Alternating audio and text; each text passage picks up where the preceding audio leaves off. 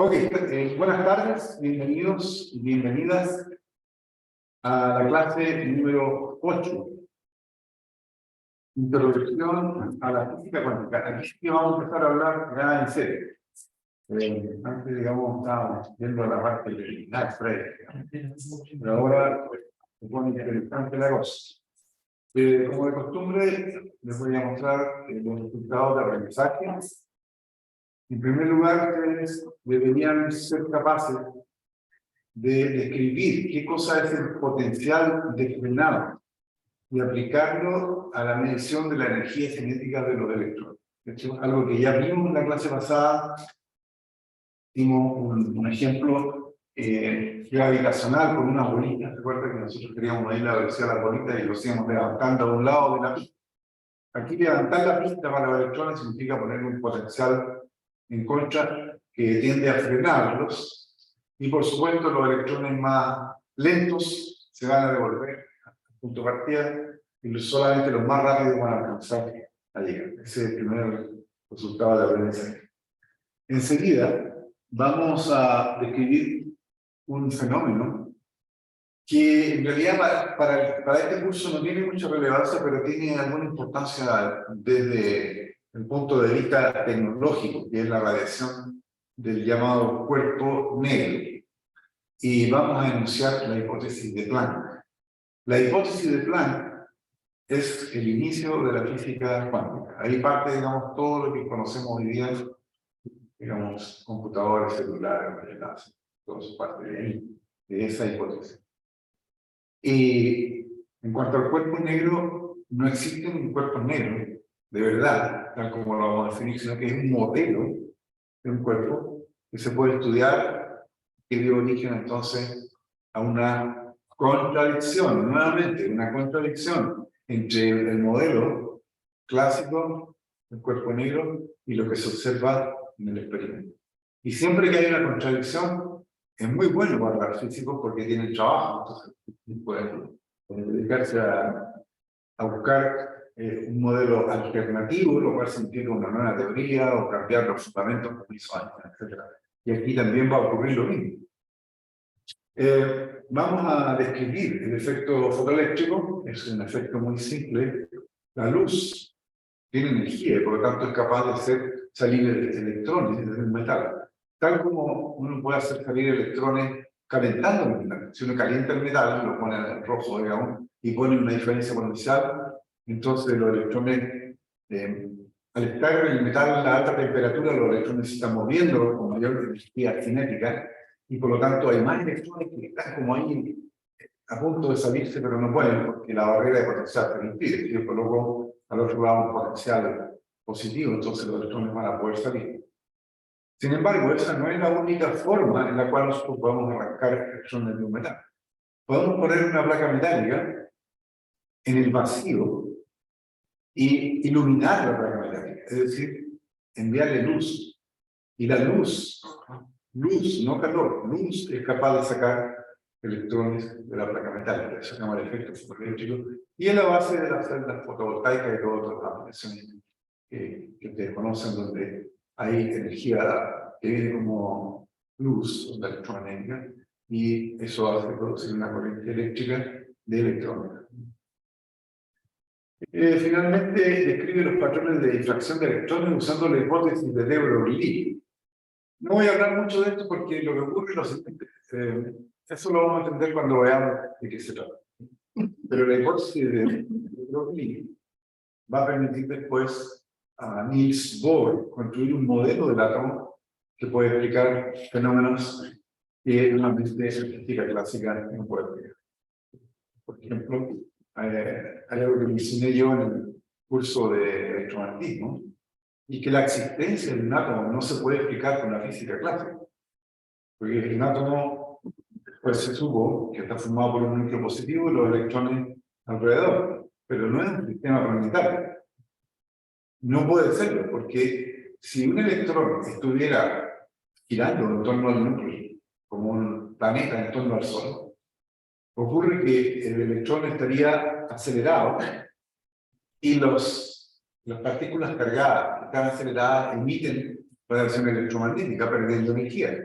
Entonces, un sistema que fuera clásico, con una carga positiva y yo tengo una carga negativa aquí, haría simplemente una espiral y no existiría nada, tal como lo conocemos. Así que ahí hay otra contradicción que se va a aplicar a través de la hipótesis de De Broglie y del modelo de Niels Bohr. Los dos modelos, el de De Broglie y el de Niels Bohr, que se basan en son modelos denominados heurísticos. Un modelo heurístico es, a ver, probemos por si acaso. Veamos si por aquí sale algo. Pero no son realmente la verdadera explicación de la como para eso tuvo que venir después Schrödinger, escribir la ecuación diferencial, una onda que describe a los electrones, etc. Y resolver esa ecuación diferencial y se encuentra el átomo de hidrógeno. Eso fue un triunfo glorioso, digamos, para la física cuántica. Así que estas son las cuatro cosas que vamos a ver hoy día. No vamos a entrar en detalle, sino que vamos a ver una cosa más conceptual. Y vamos a partir entonces con lo que sigue aquí. No, es que aparece que hice una PPT nueva. Y lo que sigue entonces es, primero veamos esto de cómo puedo sacar electrones de un metal y qué es lo que es el potencial de frenado. Si yo tengo un metal aquí y el filamento, este es un filamento de tungsteno, por ejemplo, y está incandescente, entonces los electrones de conducción están todavía cerca de la superficie, pero como tienen mucha energía cinética, algunos de ellos van a alcanzar a salir un poquito de la superficie, un poquito que implica un año. Pero no se olviden ustedes que al salir un electrón del metal, el metal va a quedar cargado positivamente porque le falta un electrón y por lo tanto el potencial, digamos, el campo eléctrico lo va a traer de vuelta. Así que lo que tengo aquí es una zona de electrones que están como tratando de salir, pero no pueden porque simplemente el campo eléctrico del metal, al quedar, digamos, el metal con una carga positiva neta, entonces va a traer los electrones de vuelta y no van a salir. Esto está ocurriendo en un tubo al vacío para evitar estas cosas que se meta oxígeno acá y se oxide el metal, etc. ¿Sí? Sin embargo, yo podría obligar a estos electrones a salir de acá si coloco acá un potencial positivo, porque los electrones son negativos. Entonces, aquí yo podría obligar a los electrones con este campo eléctrico hacia la izquierda. Recuerden que los electrones, al revés de las cargas positivas, no se mueven en la dirección del campo eléctrico, sino que van para arriba. La fuerza es la carga por el campo. El campo está hacia la izquierda, pero la carga es negativa, entonces la fuerza es hacia la derecha. Entonces, para eso, yo podría conectar aquí una batería que estuviera a favor del movimiento de los electrones. Ojo, porque después vamos a poner una batería que esté en contra. Y esta batería está a favor. Entonces, estos electrones que ya tienen una cierta, tan cerca, digamos, de la superficie, el campo eléctrico los va a poder atraer hasta esta placa de acá. Y por supuesto, al llegar a esta placa, van a sentir la atracción, digamos, de esta parte positiva y van a ser enviados para allá. Y al final, lo que voy a tener aquí es una corriente eléctrica. Electrones moviéndose para acá. O si ustedes quieren, una corriente convencional yendo en la dirección opuesta. Recuerden, ¿alguien recuerda del curso de electromagnetismo qué es lo que era la corriente convencional? ¿Recuerdan eso? Dice que los positivos se mueven. Los positivos se mueven. O sea, como la gente que inventó la electricidad no tenía ni idea de que existían los electrones, eligieron un convenio. Supongamos que la corriente va para allá y son cargas positivas para allá. Después, cuando se encontraron los electrones, lo que se me cuenta que el fenómeno físico real era electrones negativos moviéndose en dirección opuesta. Ok, entonces aquí tenemos una manera de que yo podría sacar electrones mediante calentando este metal y acelerándolo con un campo eléctrico, recogiéndolos acá en esta placa que podría llamarse un colector y esta placa mandarla de vuelta para hacer un circuito. Podríamos hacer eso. ¿Cuál sería la resistencia ahí? Aquí no, en realidad había que poner una resistencia, un resistor aquí para que no se quemen los cables. Creo que por el tema de que para que haya una corriente eléctrica tiene que haber un diferencial de potencial. Bueno, aquí hay diferencia de potencial, porque Ah, pero esto está en el vacío. O sea, aquí no hay resistencia. O sea, este punto de aquí está a mayor potencial que este, y los electrones justamente se caen para arriba, o sea, van a los sitios de mayor potencial. Ok, entonces es una manera en que yo puedo sacar electrones y acelerarlos, pero nosotros no estamos interesados en esto. No queremos sacar a los electrones calentando y poniendo un campo externo. Queremos hacerlo de otra forma. Bueno, vamos a suponer ahora que tengo que de alguna manera de esta placa de la izquierda están saliendo electrones. Puede ser, aquí no es por el calentamiento del metal, porque aquí el metal está frío. Pongamos que aquí, y eso lo que vamos a ver después, está llegando luz y la luz le está dando energía a estos electrones para avanzar. Entonces, lo que yo quiero ahora, si tengo aquí unas de electrones que van con diferentes energías cinéticas, diferentes velocidades, en un tubo al vacío, obviamente, porque si no chocarían con los átomos del gas que está dentro, y lo que es peor aún, los metales se oxidarían rápidamente. Todos los metales que están en el ambiente, en la atmósfera común y corriente, tienen una capa de oxígeno. El oxígeno se pega al metal. Aunque diga ser inoxidable, igual tienen una capa de oxígeno pegado. Entonces, si yo quiero saber ahora la energía cinética de estos electrones, puedo intentar hacerlos devolverse con un voltaje variable. Un voltaje variable significa que una batería que tiene un sistema, yo le puedo ir aumentando el potencial desde 0 hasta un valor dado. Entonces, al principio, si empiezo a aumentar este potencial en contra, este potencial contrario, que no es que está produciendo una corriente. Estos electrones están saliendo aquí, porque al final vamos a ver que salen porque aquí llega luz. Pero solamente quiero centrarme ahora en el proceso de medición de la velocidad de estos electrones de la energía cinética. Entonces, lo que nosotros queremos es medir la energía cinética de estos electrones más rápido. Y tal como vimos en la clase pasada, eso lo hacemos con un sistema de intento y error. O sea, yo aumento este potencial hasta que todos los electrones se devuelven, y aquí entonces este amperito marca 0. Pero no puedo estar seguro de que se devolvieron todos los electrones cuando venían por aquí por la mitad. No puedo medir nada. Sino que lo que tengo que hacer es observar cómo esta corriente va a ir bajando, porque a medida que yo aumento el potencial en contra, los electrones se empiezan a devolver. Los más lentos se empiezan a devolver. Y solamente los más rápidos alcanzan a llegar allá. Y va a llegar un momento en que si yo aumento un pelito el potencial de frenado, deja de pasar corriente. Entonces no puedo quedarme con eso, tengo que devolverme e intentar de nuevo varias veces hasta que yo encuentre cuál es el potencial crítico debajo del cual llegan los electrones y arriba del cual no llega ninguno. Entonces, en ese punto, cuando estoy en el potencial en que separa, digamos, a los electrones más rápido, pasan o no pasan, yo puedo decir que ese potencial crítico medido aquí, multiplicado por la carga de un electrón, es igual a la energía cinética que tenían los electrones cuando salieron disparados. Entonces, de esta manera yo puedo medir de una manera que es asombrosa, porque estoy midiendo propiedades, velocidad o energía cinética, de partículas microscópicas que ni siquiera puedo ver. Yo no puedo ver un electrón. Y de cada electrón, no es que cada electrón cumple con esta condición de que o tiene la energía máxima o no. Entonces, estoy midiendo una propiedad microscópica con un aparato que es grande, macroscópico, digamos, y con instrumentos grandes, amperímetros y voltímetros. Entonces, todo esto es asombroso por eso, porque de alguna manera estos experimentadores se las ingeniaron para mirar el mundo de los microscópicos con instrumentos y aparatos macroscópicos. Eso es asombroso. Aquí voy a leer lo que dice que se comienza a frenar gradualmente a los electrones mediante un potencial en contra. El voltímetro indica el potencial en contra. El amperímetro indica si llegan menos electrones y permite determinar el valor crítico del potencial.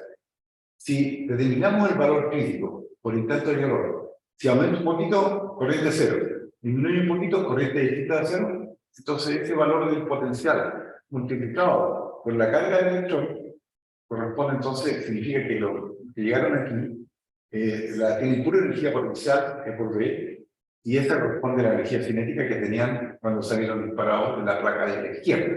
¿No? Entonces, este es un procedimiento para medir la energía cinética de los electrones más rápidos que vienen desde algún lugar con distintas velocidades. Los electrones que tienen menos velocidad no puedo medir nada, porque eso se devuelve nada. No hay manera de medir eso. Entonces, pero gracias a que yo conozco esto, que la energía potencial aquí vale la carga por el potencial eléctrico aquí, y ese potencial lo conozco porque lo puedo medir, ¿cierto? Entonces yo puedo conocer la energía cinética que tenían acá, por conservación de la energía. Ok, entonces, en este punto vamos a hacer un desvío, vamos a desviar solamente para seguir un poco el orden histórico, de cómo realmente ocurrió este asunto.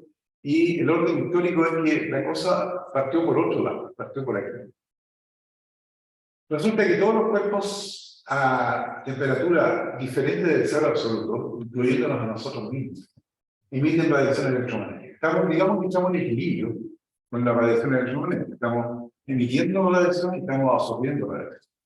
Ahora, las paredes de este cuarto están en equilibrio con el medio ambiente. Así que si aquí hay 20 grados, entonces la radiación que emite corresponde a un cuerpo a 20 grados. Nuestro cuerpo, por otro lado, está a 37 grados, no está en equilibrio con el medio ambiente. Nosotros vamos a estar en equilibrio con el medio ambiente cuando nos estén velando. No, debemos estar en equilibrio con el medio ambiente. Y por eso una persona fallecida la científica, pero la científica que está acostumbrado a que los cuerpos tienen temperatura mayor que la escena de la izquierda es un hierro calentado al rojo. Y calentado al rojo significa que yo veo que brilla, y brilla porque al estar tan caliente, digamos, los átomos están vibrando y por lo tanto están emitiendo radiación electromagnética. Los electrones acelerados emiten radiación electromagnética. Y en el lado derecho tienen la fotografía de una casa tomada con un termómetro, un aparato que detecta la radiación emitida y que se usa en los países más avanzados para multar a las personas que están gastando energía. O sea, usted tiene que invertir en aislar su casa. Y si pasa por ahí y detecta que usted está botando energía, entonces le van a pasar una multa. ¿Qué significa eso? Significa que si yo tengo una estufa dentro y tengo mala aislación, que es lo que tenemos en Chile, porque las casas aquí son de mal material, digamos, no buen aislante, no tenemos buena aislación, las ventanas son de un vidrio delgadito. Entonces yo estoy gastando un montón de plata en calefaccionar mi casa y la estoy tirando a la gente para afuera. Cuando lo lógico sería lo que uno hace, que es ponerse un abrigo, una chaleca y un abrigo. Entonces la casa tiene que estar bien aislada. Últimamente se ha puesto de moda el termopanel, no sé si lo conocen. Trabajan en empresas. No me digan, están más baratos de lo que están más caros. No, casi que no hay diferencia. Yo puse termopanel en los dormitorios de mi casa hace muchos años, por ahí por el año 2000, porque, pero lo puse por el ruido, más que nada. Porque nosotros estábamos en el tercer piso al lado de la calle, y entonces a las 2 de la mañana pasaba gente tocando la música. Y entonces, claro, había una empresa en ese tiempo que estaba caminando por Juan. Sí. Bueno, y yo fui para allá y no estaba muy seguro porque era bien caro, porque me son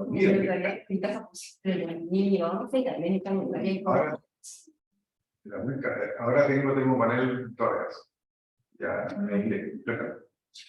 Y bueno, yo tengo una estufa eléctrica, prácticamente no la prendemos, nunca. No es necesario. Además nosotros, los dormitorios dan al norte, entonces en invierno el sol baja y te mete para adentro y listo. Tenemos el calor toda la noche. Entonces todos los cuerpos emiten radiación electromagnética y durante el siglo XIX se empezó a estudiar ahora cuánta radiación emitían los cuerpos y cómo se distribuía esta radiación en las diferentes longitudes de onda. Ya han tenido descubierto, los primeros ensayos se hicieron con un termómetro. Entonces ponían una pieza oscura, ponían un prisma y la luz del sol entonces pegaban en la pared y ponían varios termómetros obviamente y veían cuánto subía la temperatura en cada color. Entonces ya tenían una especie de histograma bueno, después se investigó mejor. Así se descubrió que había infrarrojo y ultravioleta, por supuesto, que había, realmente se corría el sol y había termómetros que se seguían calentando más todavía. Claro, estaba pegando infrarrojo porque estaban calentando. Y cuando se empezó a estudiar eso, partió el primer conflicto. Los conflictos son la forma en que los físicos se ganan la vida, ¿cierto?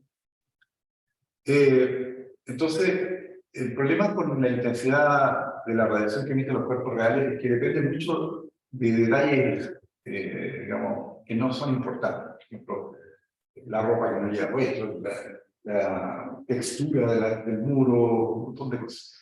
Entonces, se definió un modelo ideal que se llama cuerpo negro.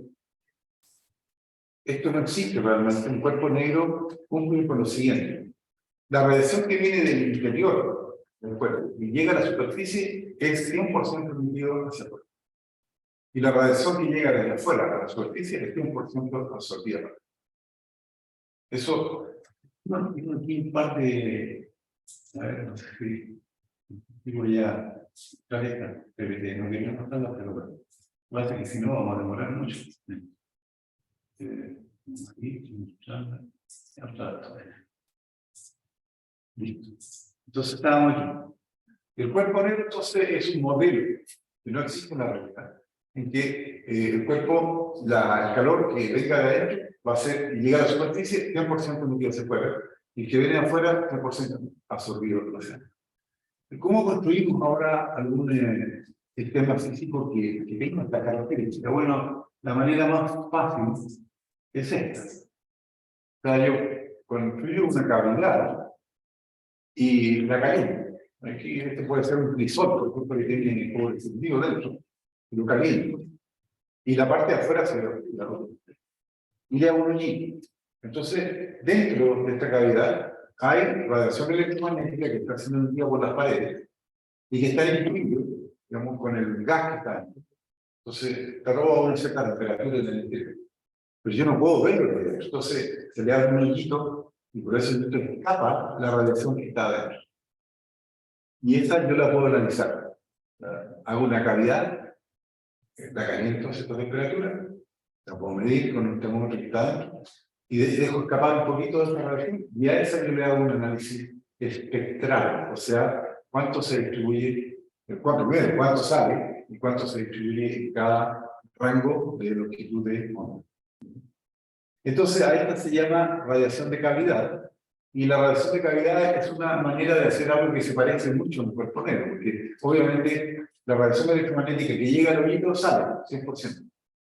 Y si hay radiación que viene de afuera, 100% dentro, así que lo que está escapando por ahí, curiosamente, es radiación de cuerpo negro, a pesar de que justamente esa parte no es negra. Pero esa es la misma radiación de cavidad. Entonces, tenemos que definir dos cosas. Una es la irradiancia, que es una forma de intensidad. ¿La irradiancia pasó algo? No.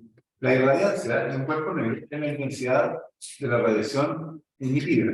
Ahora, recuerden ustedes que la intensidad es energía por unidad de tiempo y por unidad de superficie que está emitiendo. Entonces, la cavidad, digamos, el hoyito que estamos mirando tiene una cierta área. Yo puedo medir en total cuánta energía está escapando ahí, dividida por el área de esta T, y eso, esa intensidad de energía que escapa, la vamos a llamar irradiancia. Esos son los tantos nombres que tiene. ¿No? No sé si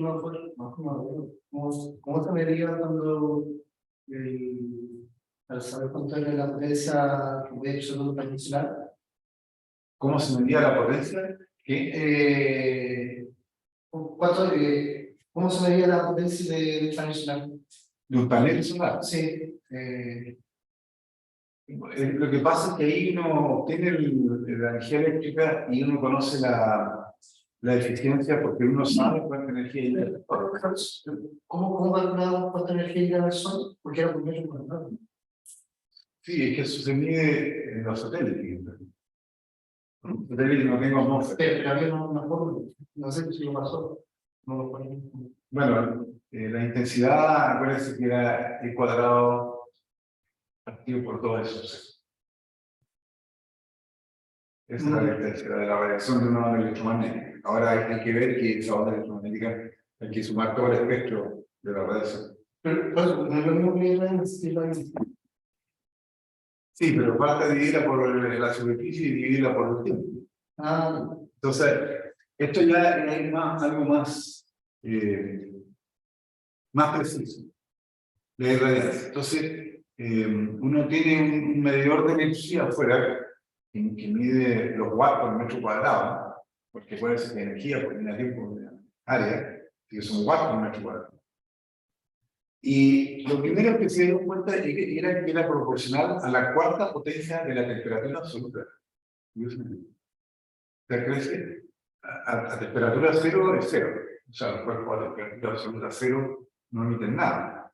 Pero si ustedes ponen ahora la constante, es bastante chica, es 10 a la menos 8. Y si nosotros ponemos aquí la temperatura ambiente, ¿no?, que es 800 elevado a la 4, bueno, 3 elevado a la 4 de 81, ¿cierto? Y multiplicado por 100 a la 4 y a la 8, sí, es como unos cuantos watts que emite un cuerpo a temperatura ambiente. Entonces, este se llama la constante de Stefan y Boltzmann. Y por supuesto, dado que al lado izquierdo tengo watts por metro cuadrado, entonces las unidades de la constante sigma son watts por metro cuadrado partido por Kelvin a la 4. ¿Tienes una pregunta? no. Al final. Ya, entonces es la irradiancia. Ahora, si yo quiero dividir esa energía por intervalos de longitud de onda, entonces puedo definir lo que se llama la irradiancia espectral. Entonces, es la cantidad de energía por unidad de tiempo y unidad de área emitida en un rango entre lambda y lambda más delta lambda. O sea, en un pequeño intervalo de longitudes de onda. Ahora, se determinó que la radiancia espectral, la que vimos antes, ¿no es cierto?, siempre tiene un máximo a una cierta temperatura. Entonces, esa longitud de onda a la cual ocurre el máximo de irradiancia total es inversamente proporcional a la temperatura. Eso se llama la ley del desplazamiento de Wien. Vamos a ver al tiro un gráfico para que esto quede más claro. Aquí está el gráfico. Ok, en este gráfico lo que está representado es la irradiancia espectral, o sea, cuántos kilowatts partido por metro cuadrado y partido por nanómetro. O sea, aquí tenemos kilowatts de potencia partido por metro cuadrado. Esta es la irradiancia, pero está dividida por nanómetro, porque el nanómetro es la unidad natural para medir los ciclos de onda. Entonces, por ejemplo, yo tomo un intervalo chiquitito acá y mido el área de ese intervalo, me va a dar cuánta energía va por ahí. Si yo integro esta curva, por ejemplo, la curva de 5000, esta es más o menos la del Sol. La energía que me llega del Sol es equivalente a un cuerpo negro de 5000 Kelvin. Entonces, ustedes pueden ver que el máximo ocurre aquí, a esta longitud de onda, que son 0,5. Esto está en micrometros. Micrometro, un millonésimo de metro. Mientras que a 4000 el máximo se corrió acá, y a 3000 para acá. Y si yo llego hasta 300, que es, digamos, la temperatura del ser humano, el máximo estaría por acá. O sea, la longitud de onda sería en una zona que es claramente infrarroja, porque aquí está el efecto visible. Entonces, esta curva explica varias cosas. En primer lugar, explica por qué podemos ver nosotros este fierro calentado rojo. Porque este fierro debe estar a unos 1000 y tantos grados, y nuestra curva de radiancia espectral nos dice que a 3000 grados tenemos aquí una zona bastante amplia donde hay radiación visible. Si lo corremos, por ejemplo, a 2000 grados, bueno, el máximo se va a correr por acá, y a 1000 grados por acá. Entonces, siempre para poder ver algo, solo tenemos que tener una parte aquí en el espectro visible. Si yo miro de las paredes de esta habitación, el máximo está por acá, y por lo tanto, aquí no veo nada, porque la radiancia espectral es que va a ser casi. El área bajo una de estas curvas es el sigma t a la cuarta que nosotros vimos antes, porque es la irradiancia total. O sea, la integral de esta curva con respecto a lambda me da la irradiancia total en todo el espectro, y eso es sigma por la temperatura a la cuarta. Bueno, y aquí viene la catástrofe ultravioleta. Este es un nombre coloquial que se le dio a este conflicto entre la teoría clásica y lo que se ve en el experimento. Si uno supone en la teoría clásica que la radiación electromagnética que está siendo emitida por un cuerpo incandescente está hecha por los átomos que están oscilando o por los electrones que están oscilando, entonces uno podría suponer que estos osciladores pueden oscilar en cualquier frecuencia arbitraria, o sea, la frecuencia sería una variable continua en la teoría de clase. Pero no hay ninguna limitación, los electrones de conducción en un metal pueden oscilar con cualquier frecuencia. ¿Okay? Y si uno hace el cálculo entonces de cuánto debería ser la irradiancia total o la irradiancia espectral, resulta la curva que está al lado derecho. La teoría clásica predice para una temperatura de 5000 Kelvin que esta es una curva que diverge hacia infinito. O sea, si yo supongo que la radiación está siendo emitida por osciladores de frecuencia arbitraria, continua, entonces llego a la conclusión, según la teoría clásica, de que la irradiancia espectral se va al infinito más allá del espectro violeta, por eso se llama la catástrofe ultravioleta. Esto significaría que un cuerpo, de acuerdo a esta teoría, tendría que estar emitiendo infinita energía. Cualquiera, si lo hago para 3000, me dan una curva por acá, y todas estas curvas van a ir a infinito. Eso significa que un cuerpo a 300 Kelvin, como esta habitación, estaría emitiendo entonces una cantidad de energía, una radiancia espectral que diverge, y por lo tanto el integral sería infinito. Entonces, lo que dice la teoría está en abierta contradicción con lo que se observa en el experimento. Ahora, estas contradicciones pueden ser un detalle sin importancia, de hecho, la gente no había dado mucha importancia a esta cosa. Había algún pequeño detalle que arreglar en la teoría. A veces pasa eso. No, pero es que aquí hay que considerar que hay que multiplicar por todo y listo el carrera. Pero aquí no pasó. Entonces vino el señor Max Planck, famoso físico alemán, y dijo, en un acto de desesperación, y yo en su diario, hice la suposición, porque se acordó del experimento que nosotros hicimos aquí en la primera clase. ¿Recuerdan cuando pusimos oscilar una cuerda con los nodos? Bueno, ahí tenía una frecuencia fundamental, un Hz, después unas 2 Hz, 3 Hz. Bueno, dijo, ¿no será que los osciladores que están emitiendo la radiación solo pueden tener frecuencias que son múltiplos de una frecuencia fundamental, igual que en el experimento de la... O sea, estas son las ideas geniales. El tipo pensó en una cuerda, oscilando, digamos, con modos armónicos y qué sé yo. Y dijo, bueno, ¿por qué tiene que ser la frecuencia una variable continua? Hagamos entonces una variable discreta, un múltiplo entero de una frecuencia fundamental. Y entonces la integral se transformaron en sumatoria y calculó y le dio esta curva. Exactamente, o sea, las curvas que calculó con esta sumatoria calzaban 100% con los datos experimentales. Entonces, uno se halla en una situación donde una hipótesis que aparentemente es ridícula, porque ¿por qué los electrones iban a tener solo ciertas frecuencias? No hay razón de ser. Pero sin embargo, oye, ¿resulta o no resulta? Sí, bueno, entonces, no, bueno. Esa es una fórmula heurística, por supuesto, después la física cuántica le dio la razón a Planck, pero por ahora era solamente dijo, esta es la hipótesis. La radiación en el interior de la cavidad no se emite como ondas electromagnéticas, sino que en forma de paquetes o cuantos de energía. Él usó la palabra cuantos y de ahí viene la palabra física.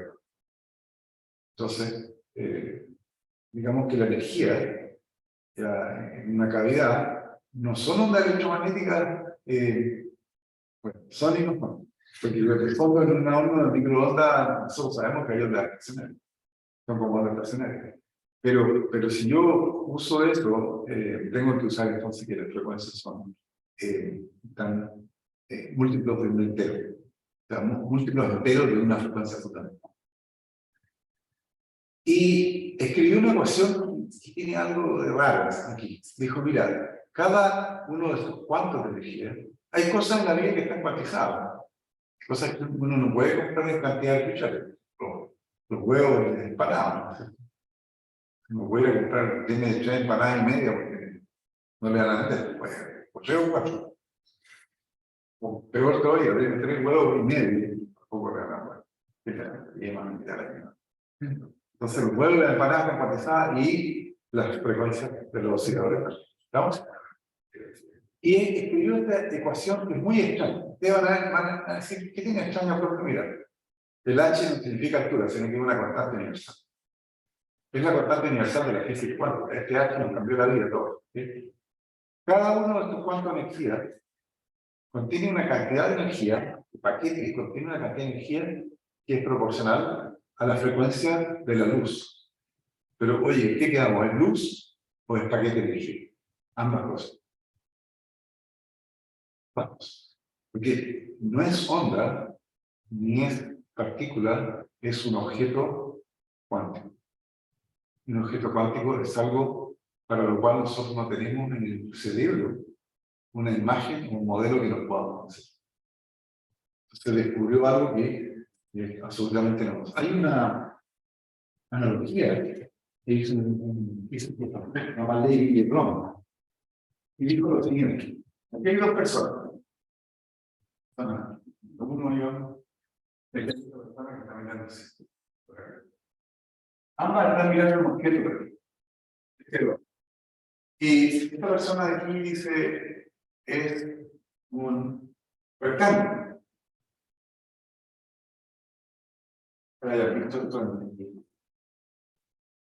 Lo que dice esta persona no está indicado eso.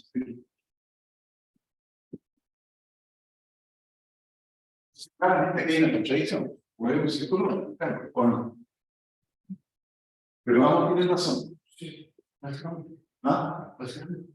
¿Cómo puede ser? Claro, es que no sé, pienso que depende del ángulo que uno Depende del ángulo también. ¿Qué es lo que está mirando? Un cilindro, exactamente. Está mirando un cilindro, ¿no? Este si lo ve, si lo mira, exactamente así, bueno, a ver los rectángulos, pero esta situación es distinta porque aquí sí nosotros le podemos pedir, oye, a ver, párense aquí en la esquina. Ah, los dos van a estar a poner la cosa en un cilindro. Pero no, en el caso de la física cuántica, no tengo la posibilidad de que los observadores que pongan aquí y digan, porque es un objeto que no tenemos, al cual no tenemos un modelo en la cabeza. Nosotros sí tenemos modelos de cilindro aquí. No tenemos un modelo para el objeto cuántico. Entonces, esta ecuación es un poco, ¿cómo se dice? Bipolar, ¿ustedes quieren?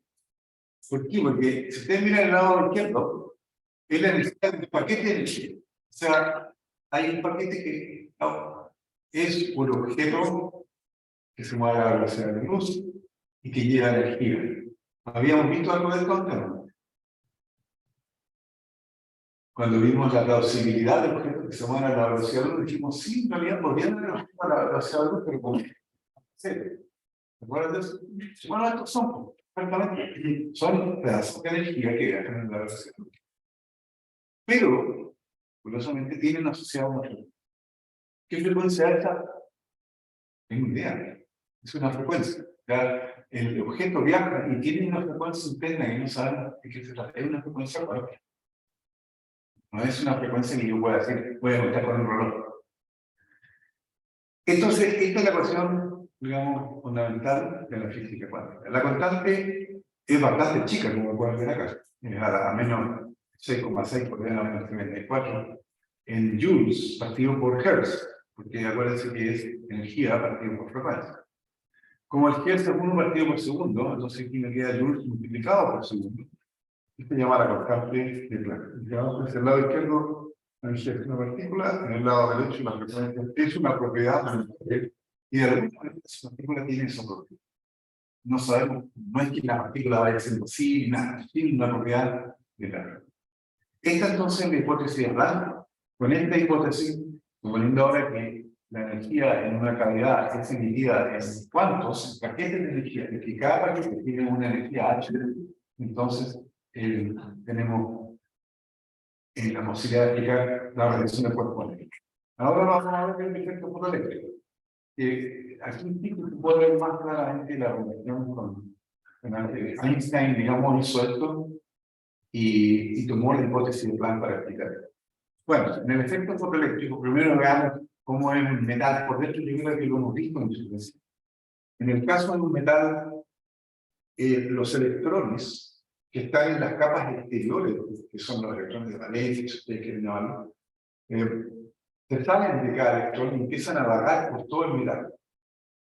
Digamos que el electrón deja de pertenecer a un átomo en particular y pertenece a todo el metal, y lo que tengo adentro es un flujo de electrones en movimientos aleatorios para los lados. No es tan sencillo el cuadro. Uno podría pensar que los electrones son como partículas que van chocando, por ejemplo, aquí se chocó, se desvió para allá, se chocó, movimiento completamente al azar. Las velocidades de estas partículas, si las consideramos partículas, son del orden de millones de metros por segundo. Muy rápido. Y aquí pueden ver una y otra más, que por alguna razón iban derechito para afuera y se devolvieron. ¿Qué pasó ahí? Bueno, pasó esto. La superficie es una barrera de aprendizaje eléctrico. Porque si un electrón llega a salirse de aquí, inmediatamente el resto del metal queda cargado positivamente porque le falta un electrón. ¿Pasó? Voy a ver. Si algún electrón logra, digamos, pasar de aquí para afuera, inmediatamente el metal queda cargado positivamente y lo va a traer de vuelta. ¿No? Entonces, cuando uno dice que esta superficie es sólida, un metal muy fluido, así, en realidad lo que estamos topando ahí es una nube de electrones que están por ahí dando vueltas, qué sé yo, más o menos. No es sólida esa cosa. Hoy día se pueden sacar fotografías de los, entre comillas, con un microscopio de espectrotúnel. ¿Okay? Pero no voy a hablar de eso porque si no me aburro. Ahora, no quiero que se queden solamente con esta imagen de los electrones como bolitas, porque también los imágenes forman esto que está aquí, que se llaman los enlaces elágicos. Es decir, los electrones de todas maneras están entre los intersticios y actúan como lo que mantiene unido a los átomos del metal y les da todas las propiedades. Por ejemplo, si usted toma una barra de acero y le hacen un test de tensión, ¿quién se pone ahí con un músculo de habitaje que se rompa? Bueno, los electrones de conducción se meten entre medio. Entonces, como los electrones no pertenecen a ningún átomo en particular, están como vagando por todo eso. Lo que ocurre es que un pedazo de metal es como una gran molécula, pero una molécula que tiene 10 a la 24 átomos en una mol. O sea, una molécula gigante. Y los electrones, a pesar de que están en movimiento y después, además, son responsables de la conductividad eléctrica, de la conductividad térmica, de la propiedad mecánica, del módulo de Young, todo eso tiene que ver con el enlace metálico. Así que esto es importante porque lo que vamos a ver ahora es un fenómeno que ocurre aquí en la superficie. O sea, en esta parte donde los electrones pueden llegar, pero no pueden pasar porque son atraídos de vuelta hacia el metal. Ahora, ¿cuánta energía necesita uno de estos electrones para escapar de esta barrera de potencial? No mucho en realidad. Nosotros en la clase pasada vimos el electrón volt como unidad de medida, ¿cierto? Y que era igual a 1,6 por 10 a la menos 19 libras. Y cada metal diferente tiene un valor específico que nos dice cuánta energía necesita. A este le pusieron el electrón el nombre de función trabajo. Adelante, cuantificar. Función trabajo. Bueno, yo le llamaría el peaje de energía. ¿Cuánta energía tengo que pagar un electrón para poder romper la barrera y salir por fuera? Normalmente no lo hace, porque la energía promedio de los electrones no le alcanza para salir. Por lo tanto, es suficientemente eficaz como para impedir que los electrones escapen del metal. Así que normalmente. Pero esto es importante, sí. Vamos a ver cómo se puede medir, ¿verdad? Porque dependiendo de esto, va a ser más fácil, en este caso, o más difícil, como hay que ver, sacar electrones de la superficie de un metal. No digo desde adentro del metal, porque eso ya está muy mal, ya tendría que llegar ahí y sacar eso de aquí. Así que, finalmente llegamos al experimento del efecto fotoeléctrico. Nuevamente, es una cámara de vidrio al vacío, para que los electrones no choquen, digamos, con los átomos y para que no se oxide el metal. Aquí tengo una placa metálica, aquí tengo otra, y lo voy a iluminar con luz de un solo color, luz monocromática. Deberíamos poner ahí luz. Una buena estructura que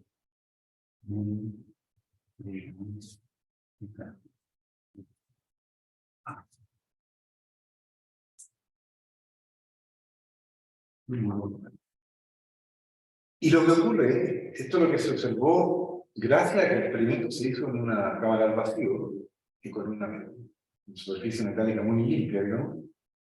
Se observó que la llegada a la luz permitía la salida de electrones. Parecido al efecto de calentar el metal, pero en este caso la energía de la luz hace salir a los electrones que son recolectados aquí y continúan su viaje y vuelven acá para restituir el equilibrio. Entonces yo puedo generar una corriente mediante la energía suministrada por la luz sobre los electrones que están cerca de la superficie. Este es el efecto fotoeléctrico. ¿Cómo solvería el reflejo de la luz?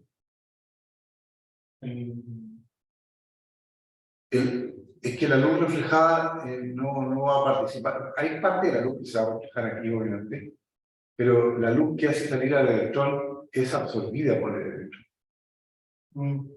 Parte de la luz va a ser absorbida por el electrón y esa es la que no interesa. Claro que hay parte de la luz que no va a seguir de largo, va a ser reflejada. Obviamente que ese efecto yo lo podía observar aquí. Sí, ¿no? Ya se refleja en esa nada y rebota hacia la otra. No, porque está en un ángulo, si rebotaría para acá, saldría por el vidrio por afuera, bueno, no sé, digamos la parte óptica no es muy importante aquí, lo importante es que esta luz es capaz de ser absorbida por un electrón y el electrón usa esa energía para salir disparado y por lo tanto vencer la barrera de la función trabajo, la barrera de Este es el famoso experimento, que es un experimento muy simple, se estaba haciendo ya en el año 1890 y tanto, todo esto fue a fines del siglo XIX, y en el año 1905, que se llama el año milagroso de Einstein, publicó varios papers que todos dieron a teorías distintas. Publicó el de la relatividad, publicó el del efecto fotoeléctrico, el del movimiento browniano, etc. Todos ellos dieron origen a mucho trabajo para la física. Entonces, ¿qué es lo que vamos a observar aquí? Bueno, uno lo primero que observa es que si yo aumento la intensidad de la luz, o sea, tengo de alguna manera, puedo ajustar la intensidad de la luz, entonces voy a observar que el número de electrones que sale aumenta y por lo tanto yo detecto un aumento en la corriente. Así que hay una relación directa entre la intensidad de la luz y la corriente que estoy midiendo aquí abajo. Pero, y podemos determinar ahora la energía cinética de los electrones más rápido. Y para eso vamos a ver por esta velocidad. Entonces, está llegando la luz permite que salgan los electrones con diferentes velocidades, todo depende de cómo lo agarre. Un poquito más adentro, un poquito más afuera.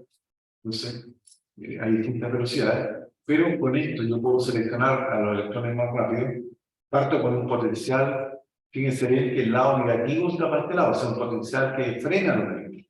Vean, el negativo está para la derecha. Esto significa que aquí hay cargas negativas, que se están oponiendo a la llegada de los electrones. Entonces, cuando yo empiezo a aumentar este potencial, estos electrones empiezan a hacerse más lentos, y los más lentos van a empezar a devolver de vuelta a la placa original. Yo puedo seguir aumentando esto hasta que la corriente se haga cero. Cuando la corriente se hace cero, significa que todos los electrones se están devolviendo. Ninguno alcanza a llegar al colector. ¿No? Sin embargo, el problema es que yo me puedo haber pasado de largo y en realidad todos los electrones se están devolviendo desde aquí, desde la mitad, y no estoy midiendo nada. Entonces tengo que hacer el proceso de intento y error. Es decir, tengo que subir el potencial del frenado hasta que la corriente se haga cero, después bajarlo un poquito, subirlo otro poquito y bueno, con varios intentos llegar a determinar el valor justo que si yo lo subo un poquito, cero, y lo bajo un poquito, pasa nada. Ese sería equivalente a subir y bajar la pista de la bolita, ¿de acuerdo? Entonces encontramos justo el potencial necesario para que los electrones más rápido justo lleguen ahí y se devuelvan. Y en ese caso, yo estoy midiendo la energía cinética de los electrones más rápidos porque en este caso el electrón llegó aquí con velocidad cero. Digo, justo ahí que se devolvió. Y por lo tanto tenía pura energía potencial que era el producto de la carga por la diferencia potencial. Y esto significa que esa energía potencial es la misma energía cinética que tenía cuando salió disparado. Entonces, la energía cinética que le llamé máxima de los electrones más rápidos es igual al producto de E por el potencial de frenado, el valor crítico determinado por este proceso de intento de error. En la clase número 9, que ya sería no este jueves, sino el jueves siguiente, vamos a ir al laboratorio, voy a intentar que hagamos una experiencia y vamos a tomar valores y ustedes van a poder medir la constante de Planck, la constante inicial de Planck y la función trabajo. Muy bien. ¿Quedó claro entonces? Vamos a parar aquí porque lo que viene ahora es importante. Ya tenemos digamos, tenemos el escenario. ¿Okay? Tenemos el escenario que es la cápsula vacío, tenemos dos placas, tenemos la luz que llega, la luz permite que salgan los electrones digamos, pasan por un circuito ahí que está siendo alimentado por la energía de la luz, fotovoltaico, digamos, y con el potencial de frenado podemos medir cuánto es la energía cinética de aquellos que son más rápidos que los demás. Ese es el escenario. ¿No? Pregunta del experimento. ¿La distancia de la placa de eso es algo que se puede bajar o Sí, centímetros. Nosotros vamos a hacer una capsulita de prueba. pero eso tiene incidencia en el potencial? Puede ser así. No, porque es un potencial. Entonces, acuérdense que el potencial aquí es campo por distancia. Pero en este caso, yo estoy metiendo un potencial, digamos, aquí la batería de esto, la PEN de esto, no es una pila ni nada, es la luz que está llegando. Entonces yo puedo manipular la intensidad de la luz, por ejemplo, y subo la corriente. Pero vamos a ver qué pasa con la energía máxima de la luz. Voy a suspender la grabación un ratito para poder decir volverla a grabar. Vamos. Muy bien, bienvenidos de vuelta a la segunda parte de la clase 8. Recordando lo que estábamos viendo antes del break, habíamos visto que la llegada de la luz sobre una superficie metálica permite la salida de electrones y por lo tanto la circulación de una corriente que puede ser detectada. Es más, este dispositivo de un potencial en contra nos permite determinar cuál es la energía cinética de los electrones que salieron más rápido desde la placa de hidrógeno. En eso estamos. Ahora vamos a ver cómo se comparan las predicciones de la teoría clásica con los resultados experimentales. ¿Qué es lo que predice la teoría clásica de que la luz es una onda electromagnética? Al aumentar la intensidad de la luz, obviamente aumenta el campo eléctrico. Estaba mencionando Frederick de que la intensidad depende del cuadrado del campo eléctrico. Y por lo tanto deberían salir más electrones. Así que uno debería, al aumentar la intensidad de la fuente luminosa, tal con un foco más Wattgram, uno debería detectar un aumento en la corriente. Eso, digamos, estaba bastante claro. Están mandando más energía, y al mandar más energía hay más electrones. Pero cada electrón podría también agarrar más energía y debería aumentar su energía cinética. Entonces deberíamos observar dos efectos. Si yo aumento la intensidad de la luz. Uno, sale más electrones, hay más corriente. Y dos, sale más rápido, porque va a absorber más energía. Y por lo tanto, el porcentaje de frenado ahora debería ser alto. ¿Ah? Muy bien. El problema de esto es que el experimento se observa algo completamente distinto. La primera predicción se cumple. O sea, si yo aumento la intensidad de la fuente luminosa, que reemplazo el foco de 40 watts por uno de 150, van a salir más electrones y va a aumentar la corriente. La segunda no se cumple. No importa que yo aumente la intensidad de la fuente, ocurre que la energía cinética de cada electrón es siempre la misma. Curioso. Yo estoy mandando mucha más energía, digamos que en vez de mandar billetes de 20, estoy mandando billetes de $100 y el electrón agarra el mismo billete de $20. Hay un mecanismo ahí en juego que no estamos, que digamos, la aplicación clásica no está tomando en cuenta. No hay cómo explicar eso. Si yo estoy mandando más energía, pues vale más electrones, pero también cada electrón debería ir más rápido. Entonces debería agarrar más energía. En contradicción con la predicción de la teoría ondulatoria, resulta ser que la energía cinética de los electrones más rápido cambia si cambiamos el color de la luz. Esto sí que es totalmente inédito, absolutamente no sorpresivo. O sea, le pongo, por ejemplo, tenía una luz roja y la cambio por una luz verde, y los electrones salen más rápido. ¿Y qué tiene que ver el color con la energía? Bueno, el color es frecuente, cuando estoy hablando no frecuente. Y lo que es peor aún, existe un valor de la energía, un valor mínimo, se llama frecuencia umbral, que si yo pongo una luz de color bajo la frecuencia característica de cada mitad, entonces no importa la intensidad de la fuente, no sale ningún electrón. Esto sí que ya es inexplicable para la teoría clásica. Porque si yo estoy mandando energía, tiene que ser energía. Pero si resulta que la frecuencia es menor que un valor dado, no sale ningún electrón. Eso se llama la frecuencia umbral. Ninguno de todos los resultados se puede explicar con la teoría clásica de que la luz es una onda electromagnética. Y aquí tenemos un conflicto. Cuando hay conflicto, los físicos ganan más plata. Cuando no hay conflicto, los físicos ganan menos. Entonces, claro, empiezan a aparecer hipótesis de todo tipo. ¿Cómo puedo explicar esta contradicción entre una predicción, una teoría que ha funcionado súper bien? La teoría Maxwell explica la intensidad de la luz, explica todos los fenómenos de la óptica, etc. Pero no puede explicar aquí. ¿Cuál sería la diferencia entre los experimentos que hemos visto hasta ahora? Y todos los experimentos que hemos visto hasta ahora son macroscópicos. O sea, son cosas grandes. Las rendijas, bueno, eran décimas de milímetros, no son de nivel atómico. ¿Sí? Pero aquí lo que está interactuando es la luz con cada electrón de forma individual. Esa es la diferencia. Estamos metiéndonos en el corazón de los electrones. Uno por uno. Cada electrón recibe la luz y responde. Y por lo tanto, esta es la interpretación de Einstein, que le valió el premio Nobel. Que le dieron el premio Nobel por esto, no por la relatividad.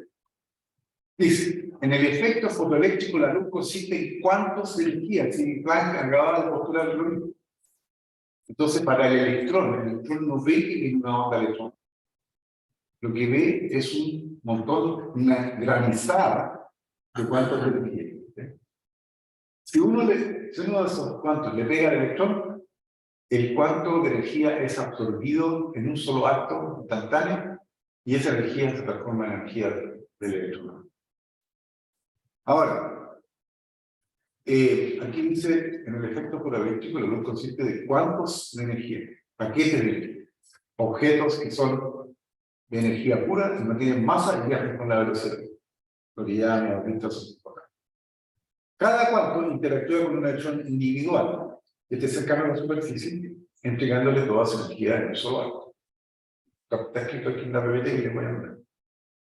El electrón absorbe esa energía y por lo tanto ahora puede vencer la barrera de potencial de la superficie y además tener energía cinética para poder llegar a la luz. Por lo tanto, el balance de energía es la luz viene en cuantos y un cuanto de energía le da al electrón, se pasa al electrón, el electrón paga su peaje, que sería la función trabajo, o sea, le alcanza para vencer la barra de energía y además le sobra, le queda vuelto para tener energía cinética. Y la energía de cada cuanto habíamos quedado que era, según Planck, H por F. Entonces yo puedo escribir esta hermosa cuestión que hay aquí, donde el lado izquierdo son los cuantos de luz y el lado derecho están los electrones. La energía que traía el cuanto de luz es absorbida y el electrón, parte de esa la emplea en vencer la barrera de la superficie y el resto le queda energía cinética. Esta ecuación es tan simple que en realidad uno dice cómo alguien se puede ganar un premio Nobel por una ecuación que tiene es algo absolutamente sorprendente, no hay ecuaciones diferenciales, no hay nada complicado aquí. Simplemente venía esta energía y transformó en otra energía. La única idea de fondo aquí es que para el electrón la luz no es una onda electrónica, es un conjunto de cuantos de energía que puede absorber en un solo acto. Absorbe, exacto.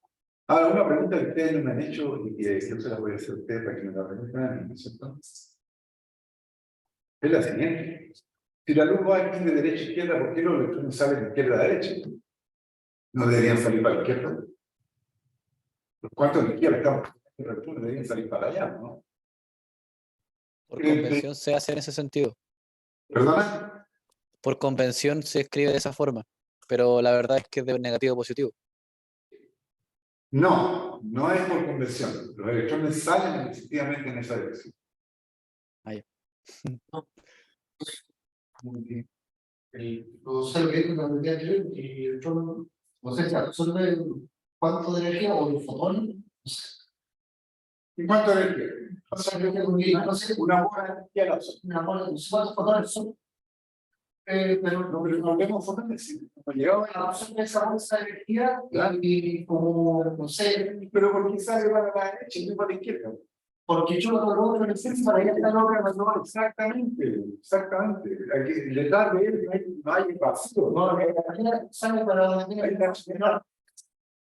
Una moneda de electrón, mientras todos los otros demás electrones, es como patear una pelota de fútbol, pero patearla contra el muro. Es cuando están todos los filas, vas pateando. Claro, usted pone ahí y le pega una patada allá, bueno, sale para acá la pelota. ¿Sí? Entonces, la razón por la cual el electrón sale para ese lado, etc. Muy bien, excelente. Nota que está viendo los partidos del Mundial. Ok, entonces, a ver si resumimos. Einstein dice el electrón individual, él no ve una onda electrónica. Una antena sí, que la antena de su celular ve una onda electromagnética. El electrón no, el electrón ve la granulación, o sea, ve venir unos paquetes de energía viajando a la velocidad de la luz que no tienen masa. Y toca con esto, lo absorbe, sale para allá, luego rebota en el resto de los electrones que están detrás, digamos, de todo el cuerpo del metal, y sale para el otro lado. Entonces, el problema es ahora si la energía es suficiente. Por ejemplo, en esta ecuación, supongan ustedes que la energía del paquete de onda es menor que phi. Supongamos que este es 10 y este es 20. Entonces yo paso el 20 para el otro lado y me queda que la energía cinética es menos 10. No puede ser. La energía cinética no puede ser negativa. ¿Está claro? Entonces, resulta que el fotón, no el fotón, el cuarto de energía, tiene que tener una mínima, por lo menos, una energía igual a la función trabajo para que el electrón por lo menos pueda salir, ¿cierto? Y tiene que tener más que eso para que pueda tener energía cinética. Esta es la explicación entonces de que existe una frecuencia umbral. La frecuencia umbral sería aquella que le da aquí cuánta energía tiene energía justo para pagar la barrera de energía, pero le queda cero acá. Entonces te pone energía cinética cero, le queda que H por la frecuencia umbral es igual a la función trabajo. Y entonces la frecuencia umbral es la función trabajo particular. Ahora, para el caso de los electrones más rápidos, suponiendo ahora que HF es mayor, entonces que la función trabajo, entonces se cumple esta ecuación de aquí, y esta ecuación, nosotros podemos hacer un experimento, eso es lo interesante, porque aquí hay cosas que no sabemos, sabemos H, la función trabajo no la sabemos, pero si conocemos la carga del electrón, podemos cambiar a voluntad la frecuencia de la fuente luminosa, porque podemos poner vamos a usar LEDs, ponemos un LED rojo, un amarillo, uno verde, un azulito y un violeta. Cada uno de esos LEDs tiene una frecuencia distinta, así que la frecuencia aquí es una variable que podemos manejar de forma macroscópica, ¿cierto?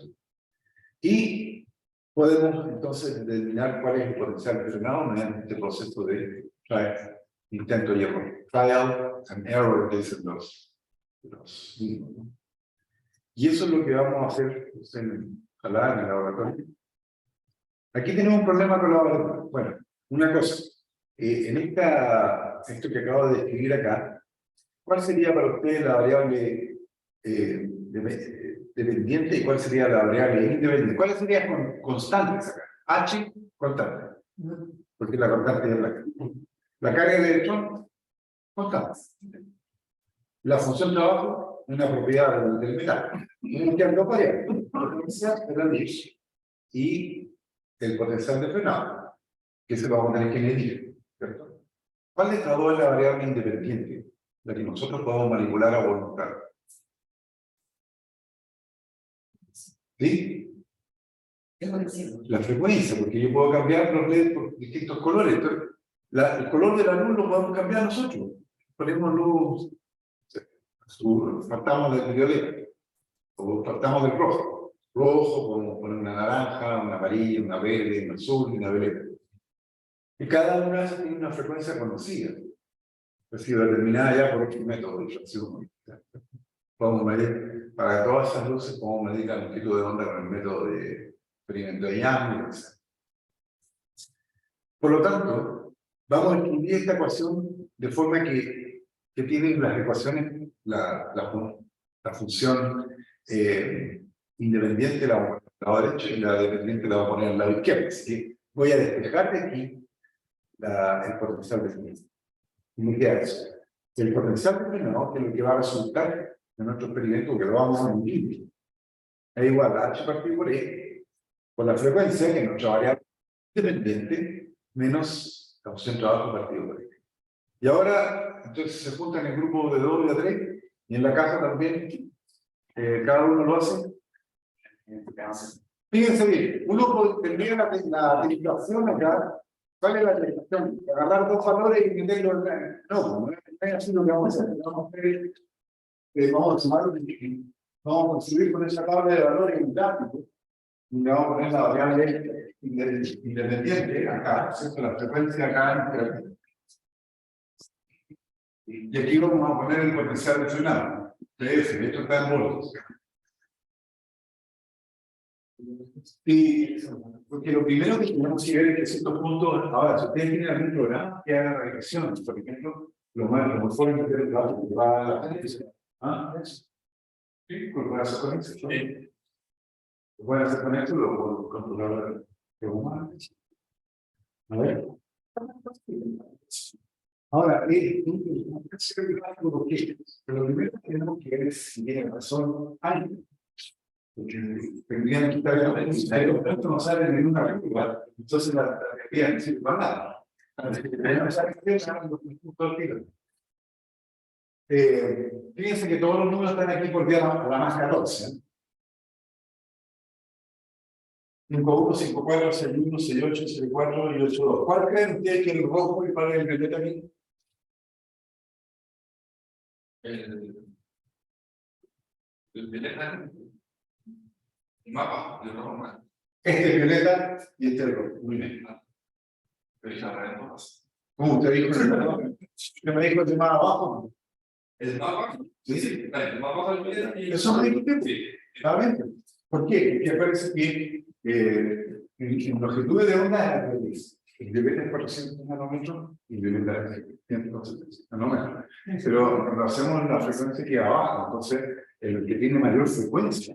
Por eso es que aquí se trabaja con la frecuencia, porque es directamente proporcional a la energía de los cuantos. A ver cuánto le da. Entonces, ¿qué es lo que hay que hacer? Bueno, tenemos que explicar aquí el punto. Lo primero que tienen que comprobar si efectivamente son una recta, porque si no están en recta, son mal. Y después, ¿cómo calculamos nosotros una mejor recta? ¿Cuál es una regresión de mínimos cuadrados? Si no quieren hacer eso, pueden dibujar una recta que pase más o menos por todos los puntos. ¿Sí? Y entonces hay que calcular la pendiente y el intercepto. Aquí el intercepto me quedo de este intercepto tendría que ser igual a menos pi partido por ahí. Pues soy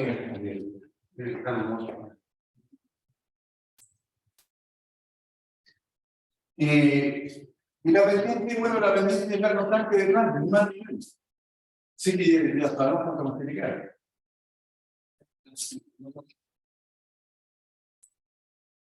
¿No? Ya le los puntos en mi estado. ¿Ustedes tienen cómo hacer una regresión? ¿O no?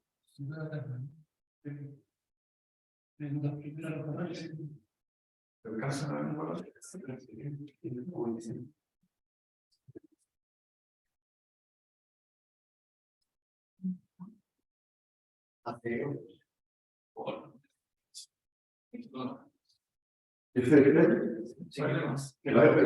quedó una recta. Ya, entonces póngale padre y póngale musical. Claro. Agregaría eso. Y línea de línea. Presentar la ecuación individual. Y el de ¿cuánto le digo?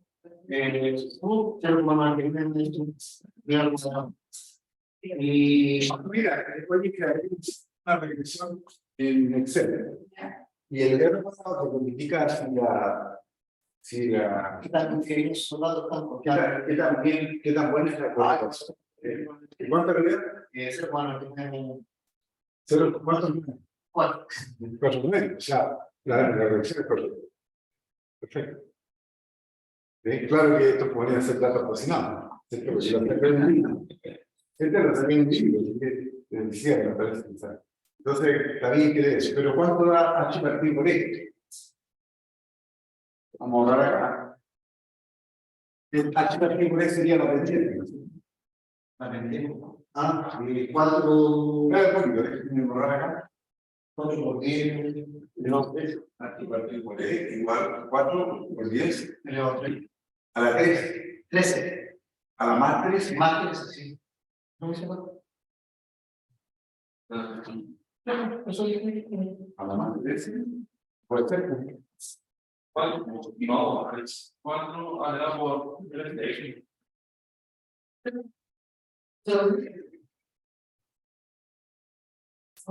Ahora no, pero es que ustedes suman los 14 son todos positivos, mira.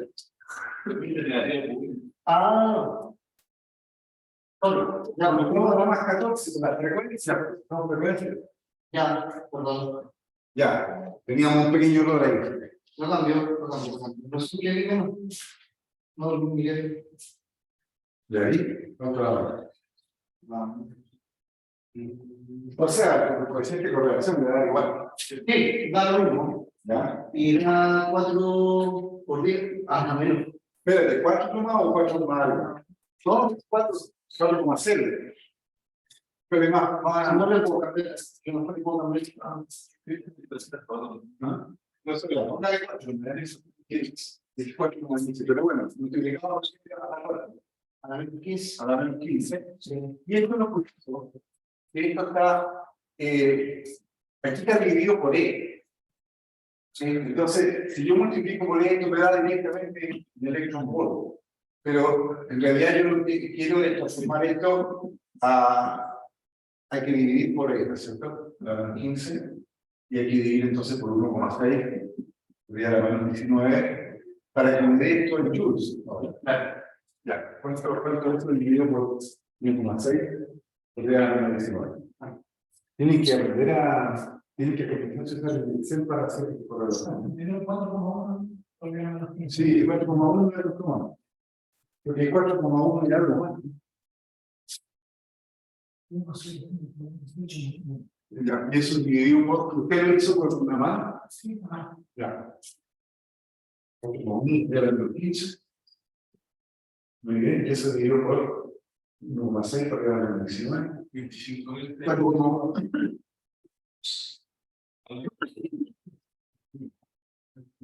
Pero 15 dividido por. Ahí está. Espera un poco. Espera, no, que aquí hay algo mal. Uno más. Acuérdate que aquí tengo que multiplicar por E. Quiero despejar H, ¿cierto? Esto por E, así que 4,1 de la menos 15 multiplicado, me equivoqué yo, ¿no? A la menos 19, y esto me va a dar ahora en joules. 6,56 por 10 a la 24. Entonces, sí. Y esto está en joules partido por hertz. Esta no es la constante. Usted acá, entonces acaban de constante de. Sí, en algún momento. Sí, eso tan nosotros, los seguidores de eso también nos han dado. Vamos a ponerlo aquí abajo. Una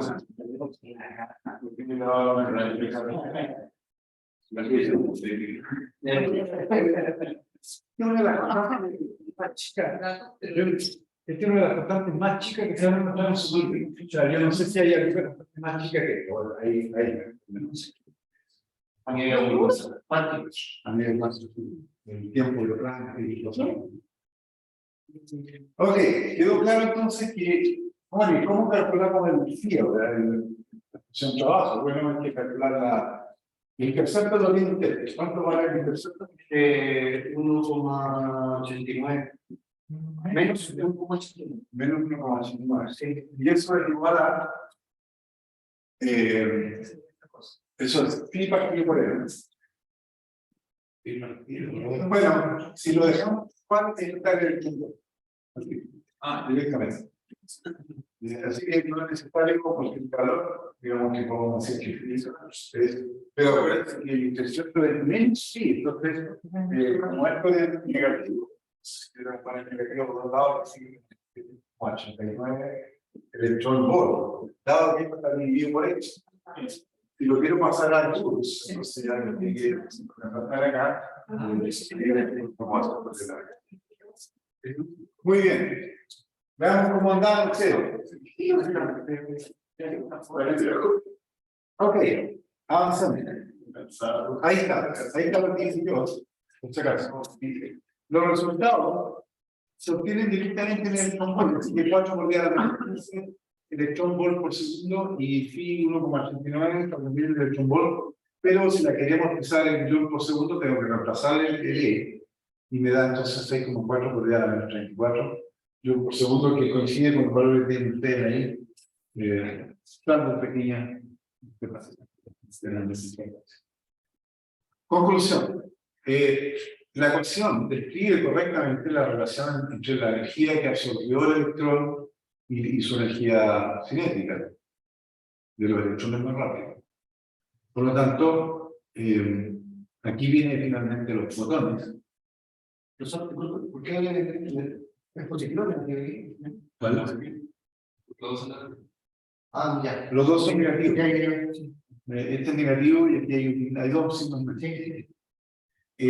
Aquí aparece finalmente el nombre del fotón, que fue inventado, digamos, mucho tiempo después, en el físico que se llama Gilbert Lewis, y que proviene de la palabra fósforo, como el fósforo también, ¿cierto? O como la fotografía, ¿no? Como todo lo que tiene que ver con foto, tiene que ver con luz. Y dado que ya existían el electrón, el protón y el neutrón, bueno, le llamó el fotón. Y un fotón, entonces, es un paquete, un cuanto de energía que tiene masa cero, pero tiene energía, vale HF, y ahora podemos calcular el momento también, porque sabemos que para objetos que viajan con la velocidad de la luz con masa cero, se cumple que la energía total es el producto del momento por C. Entonces el momento es esta energía que nosotros calculamos para un fotón en particular, dividido por la velocidad de la luz.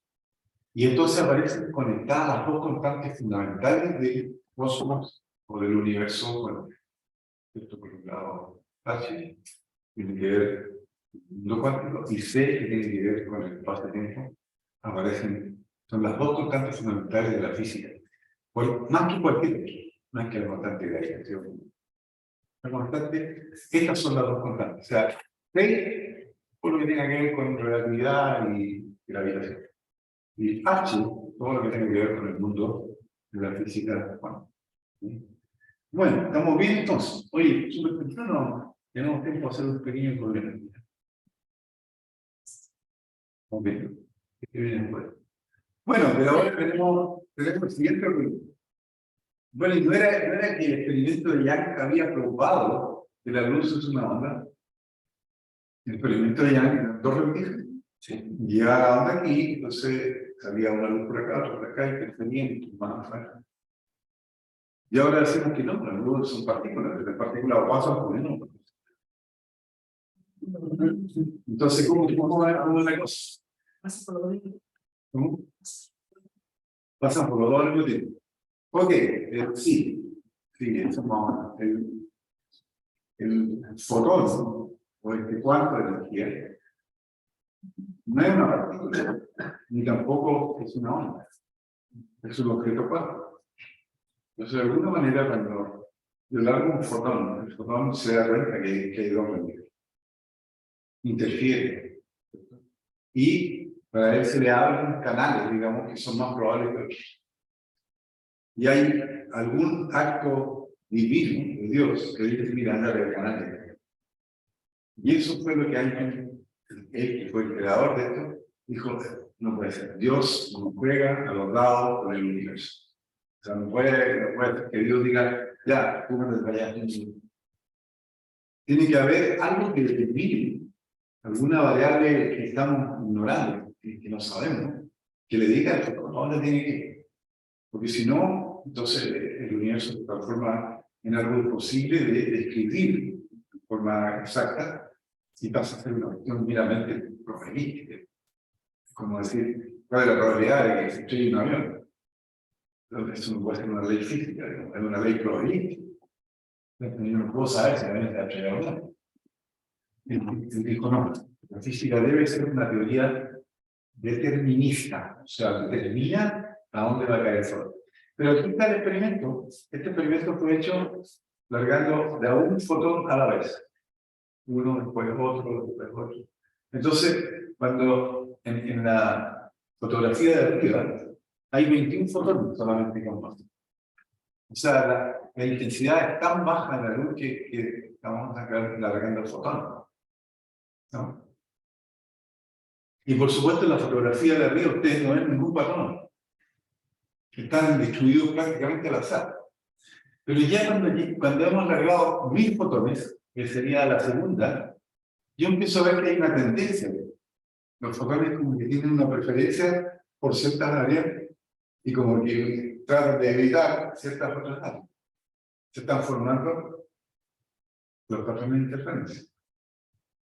En la última hay 10.000 fotones. O sea, ya con 10.000 fotones yo ya puedo ver la franja luminosa y la franja oscura. Y cuando yo hago funcionar un láser, estoy mandando día a la 24. Entonces ya ahí veo claramente la franja luminosa y la franja. ¿No? Y por lo tanto, no hay distinción entre lo que hicimos en el experimento de Young, donde tenía mucho, y lo que ocurre acá.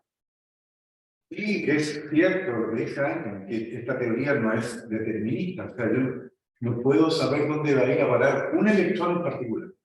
Si trato de medir con mayor precisión dónde, con qué velocidad o con qué ángulo se está moviendo ese fotón, lo voy a descubrir. ¿Cómo mido yo el ángulo en que se mueve un fotón aislado? No puedo. Tendría que poner algún aparato que lo va a sostener. Estamos en una situación en que hay cierto conocimiento que está vedado, ¿no? El ser humano no puede saber el destino individual de cada fotón. Solo puede calcular lo que va a ocurrir cuando yo mando muchos fotones y la probabilidad de que un fotón caiga en un punto dado. O sea, para el fotón individual yo puedo decir, mira, la probabilidad que tú te vayas para allá, tanto, aquí, tanto. O sea, eso es una función de onda que vamos a ver más adelante. Que no lo vamos a ver para los fotones, lo vamos a ver para los electrones, que tienen masa, que esto ya sería electrodinámica cuántica, que es un poquito más complicado. Pero lo vamos a ver para los electrones. Entonces, en resumidas cuentas, el mundo de los electrones y el mundo de los fotones está íntimamente ligado. Los electrones interactúan con los fotones y los fotones con los electrones. Y cada vez que un electrón acelera, emite un fotón. Ya no se trata de una antena que está emitiendo una onda electromagnética, porque ahí tengo ya la 28 electrones todos funcionando al mismo tiempo. Entonces veo un fenómeno macroscópico. Pero a este nivel, aquí cada fotón está interactuando con un electrón individual. Y lo curioso es que yo, aún así, puedo medir la energía cinética de cada fotón individual mediante este asunto del potencial. ¿Qué les parece? Yo esto lo tengo fabuloso. No es, no sé si quedó claro bien toda la parte de cuál es la teoría que hay detrás. O sea, hay un experimento, no lo puedo explicar con la teoría clásica. Entonces, hago una hipótesis de positivo de Planck, y digo, mira, en realidad sí, la luz es una onda, pero cuando el electrón ve la luz, no ve una onda, ve paquetes de energía. Y esos paquetes de energía son objetos de masa cero, que viajan con la velocidad de la luz, que tienen pura energía, pero también tienen momento, ¿no es cierto? Y que pueden ser absorbidos en un solo acto por un. Y ese electrón entonces usa esa energía para salir de la barrera de potencial de la superficie, además de energía cinética, y de todas las diferentes energías cinéticas, yo puedo calcular la energía cinética de los electrones más rápido, y esa entonces la puedo asociar con la frecuencia de la luz, mediante el cálculo que hicimos acá. Y entonces sí se pudo calcular la constante de Planck. Ahora, la constante de Planck ha cobrado una relevancia hoy en día, porque de todos los patrones que existían, el único que no estaba asociado a alguna propiedad atómica era la masa. La masa, el patrón era el cilindro de platino e iridio que fue construido en 1800 no sé cuánto, y se hicieron, no sé, 15 de esos, que se repartieron en distintos lugares del mundo porque fueran el patrón de masa. Ese era el patrón. Se intentó que la masa de ese patrón coincidiera con la masa de un litro de agua a 5 grados. De manera que yo puedo saber más o menos cuánto es un kilo, si tengo un litro de agua. Eso es básicamente un kilo. Pero el patrón era este. Y ya cuando se fueron construidos estos patrones, tenían diferencias entre ellos. O sea, pequeñas diferencias, pero fueron anotadas. Mira, la diferencia es tanto. Milésimas de gramo. Y hace unos años atrás fueron reunidos, ¿no?, todos los patrones. Se compararon y las diferencias han cambiado. Las masas de algunos de estos patrones habían disminuido con el tiempo. hay fenómenos ahí físico-químicos que están ocurriendo, su dimensión, la absorción, cualquier cosa, ¿no? Y por lo tanto, no era bueno tener esos patrones.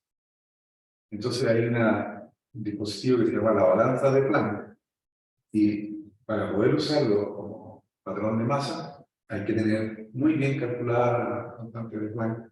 Y hoy día se la conoce, yo diría, con dos cifras significativas. Veamos los tiros, que es interesante.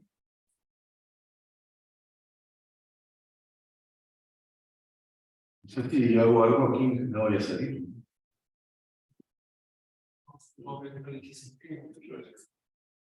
¿Cuánto vale la constante de Planck? Pero aquí dice aproximadamente, a ver, vamos cuánto vale exactamente. Wikipedia, yo creo. Valor de H. No se sabe tan exactamente, ¿eh?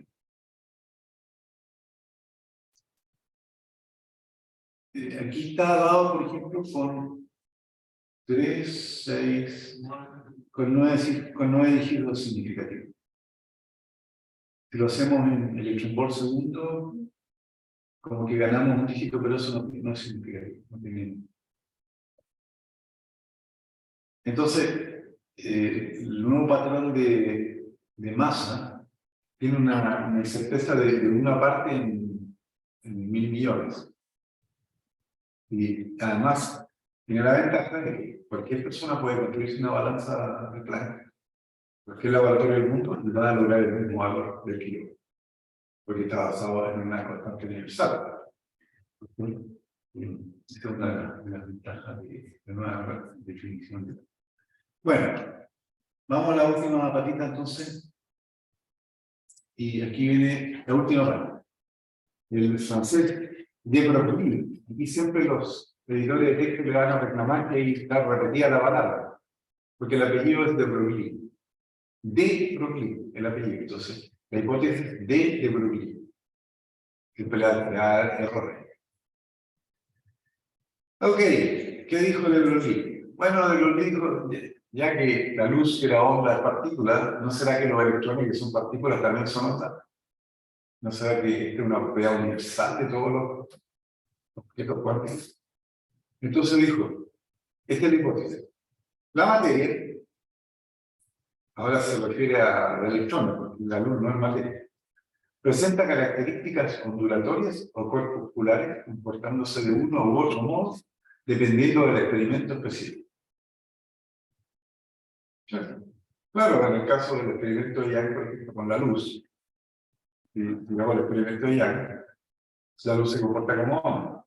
Si hago el experimento fotoeléctrico, la luz se comporta como un partícula, pero eso es para la luz. Lo que dijo de Broglie es que en realidad aquí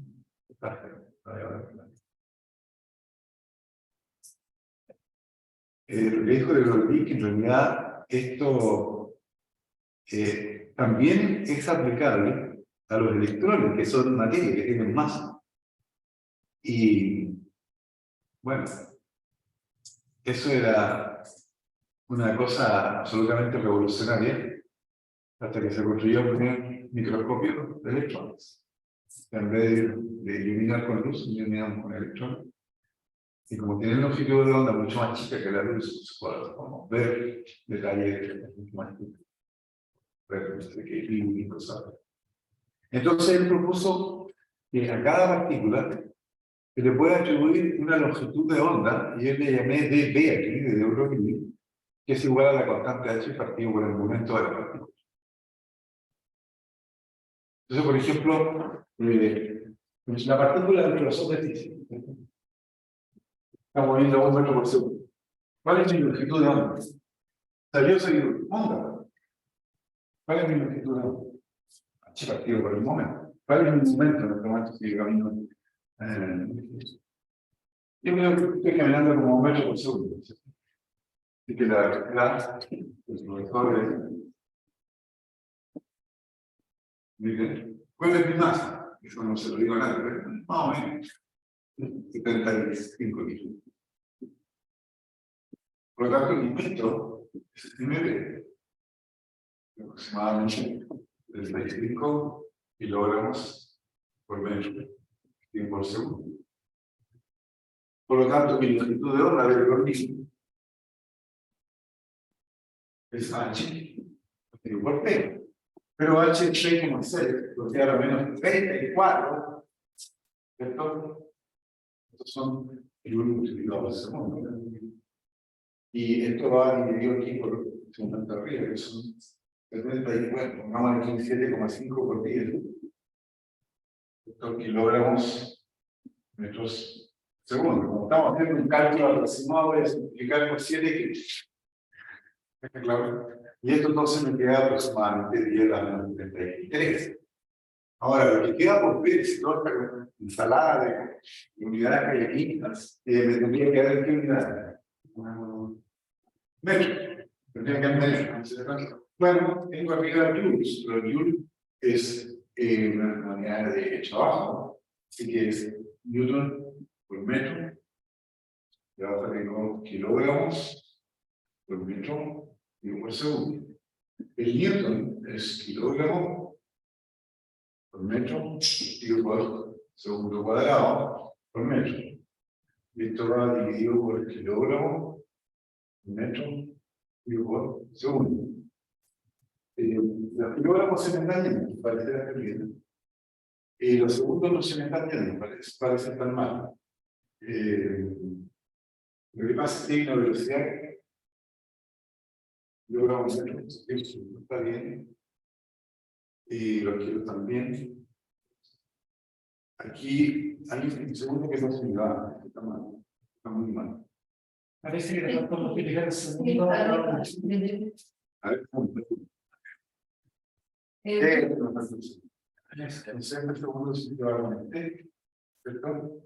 Y, o sea, estos dos, este se va a quedar 90 y este metro con este metro y solamente. Pero 10 elevado a la 33 metros, ustedes pueden decirme alguna estructura del universo donde yo me pudiera difractar. La misma rendija de deseo. ¿Qué cosa mide diámetro menos? Nada. El núcleo mide diámetro menos 15. Y si no me metiera dentro de un núcleo, tampoco me voy a difractar. Yo no tengo temor de transformarme en una onda. Y lo que digo es demasiado chico.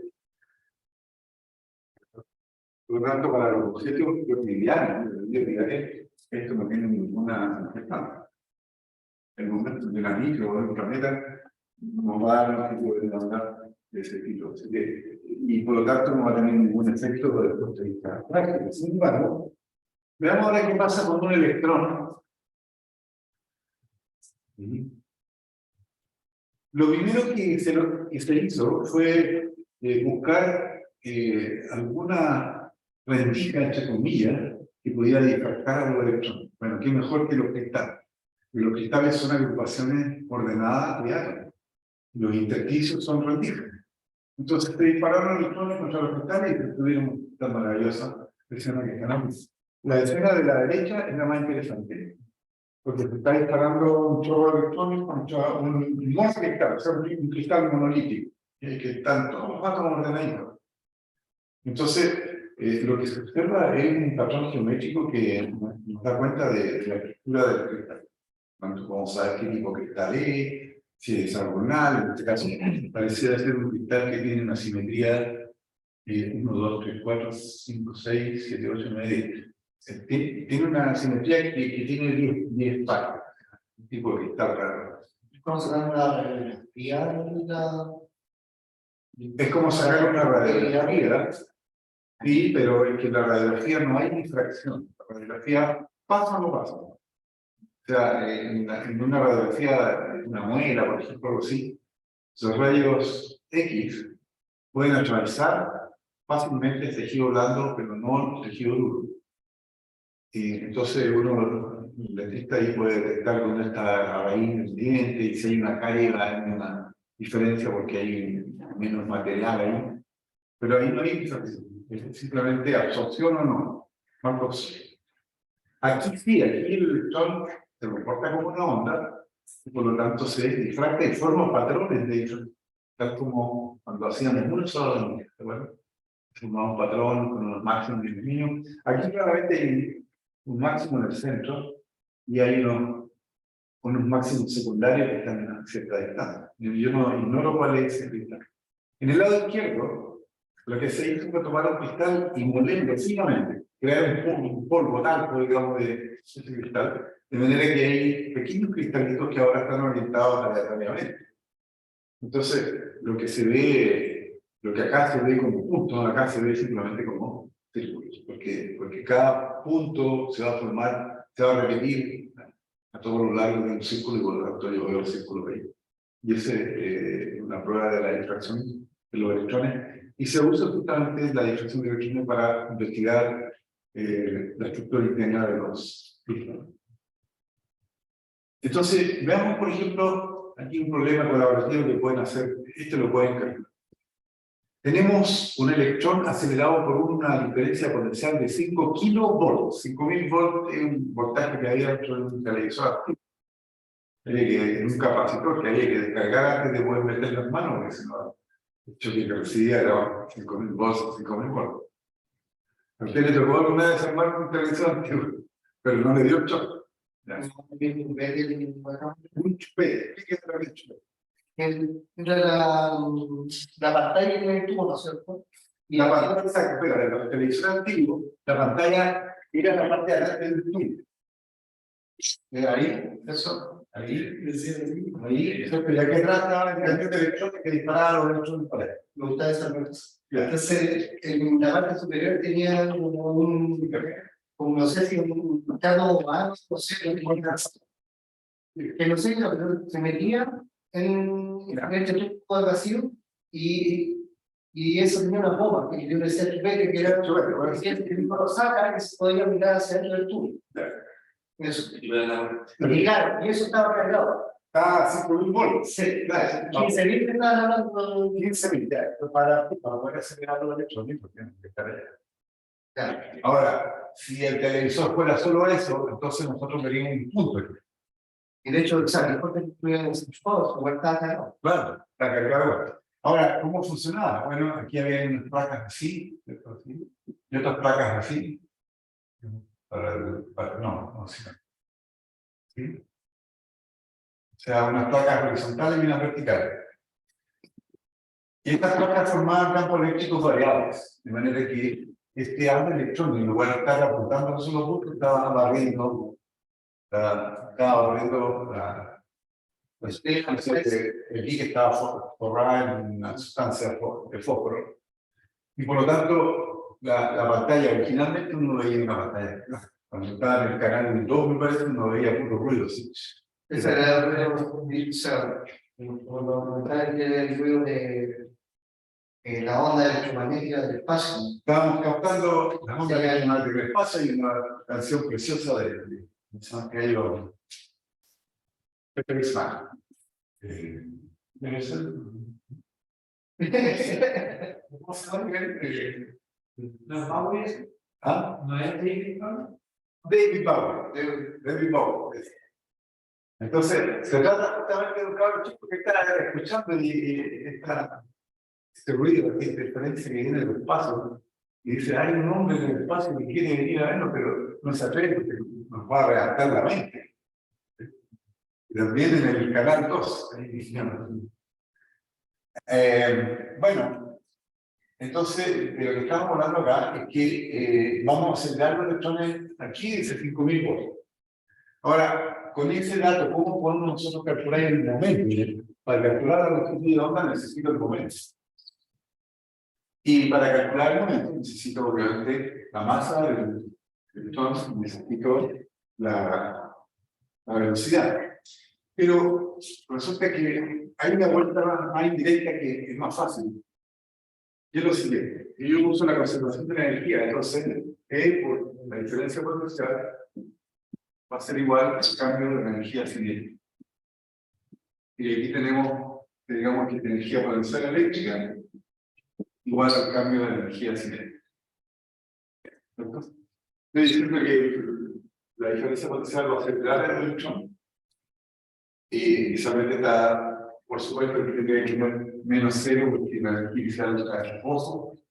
Y con eso yo puedo calcular esto, pero en lugar de dejar reemplazarlo aquí en P igual a MB, ¿por qué no estoy poniendo el factor gamma?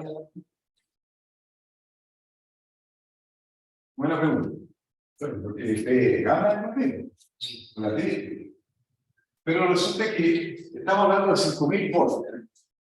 Entonces la energía del electrón va a ser 5.000 electrón volt. ¿No? Pero su masa, su energía de masa, son 500.000 electrón volt. ¿Se acuerdan? Era medio metro.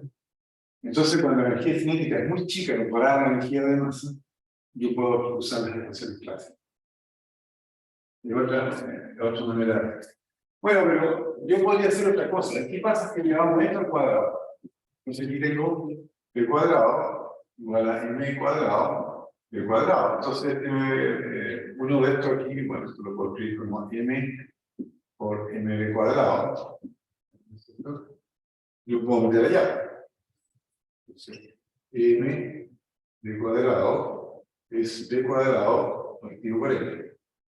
Y lo reemplazo arriba, me queda e por delta b igual medio de la masa por p cuadrado partido por m. Está bien así, me metí las patas en algún lado, ¿no? Se va aquí y finalmente yo puedo decir que en momentos es la raíz cuadrada de 2 delta b. No sé si por ahí se me perdió una masa de que yo puedo entender.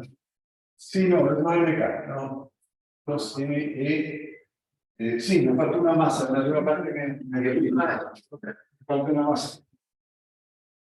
2. Pero eso no importa, uno podría haber primero calculado la versión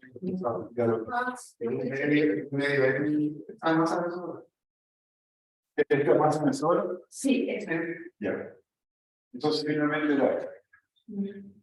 Y es lo que está hecho. Entonces, el momento del electrón acelerado por esta diferencia potencial es la suma de 2m por e por b. Y eso ahora yo quiero que lo calculen a ver cuánto le da. La masa, ¿te acuerdas? La masa del electrón es 9 por 10 a la más 31. A ver cuánto le da. Porque me interesa que ustedes vean cuánto es la longitud de onda de ese de Broglie. La masa del electrón, aproximadamente 9,1, porque es de más 31 kilogramos, bueno, masa bastante chica.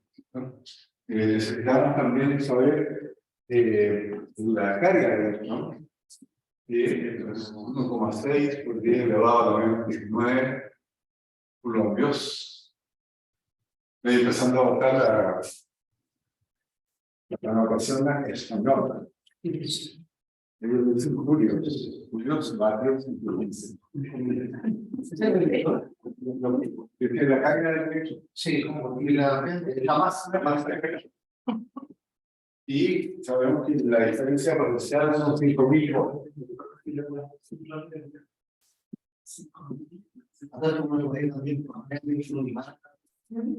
Y quedar en barra, ¿cuál había que ver?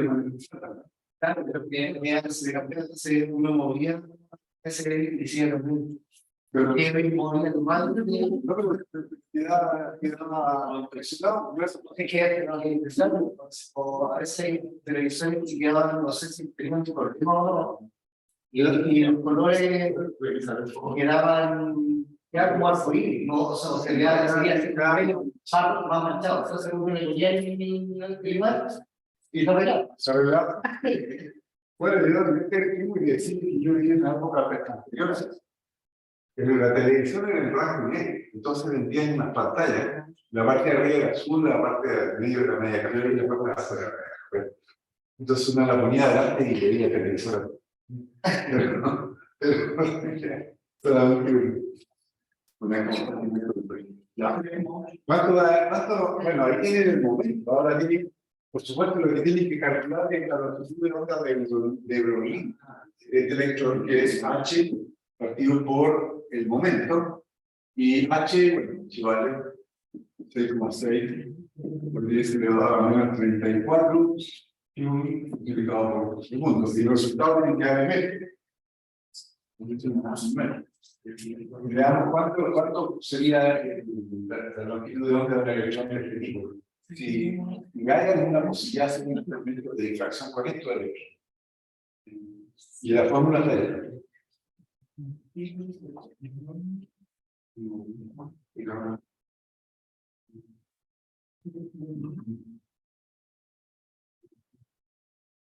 ¿cuánto tenemos?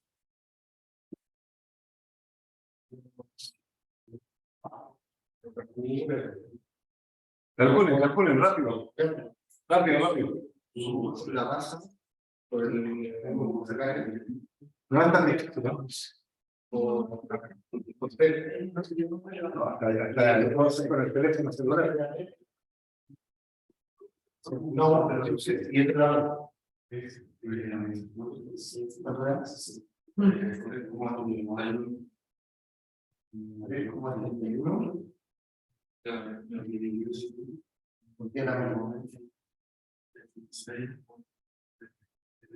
Y lo que ya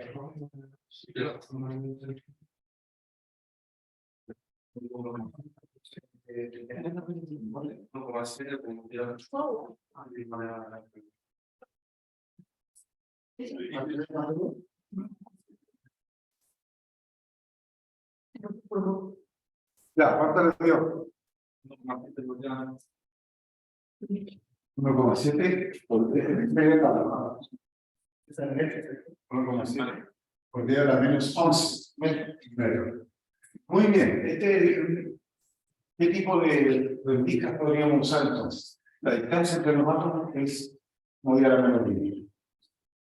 Por eso es que podemos usar los intersticios entre los átomos como rendijas, digamos, para hacer difracción de electrones. Con un potencial de 5.000 volts.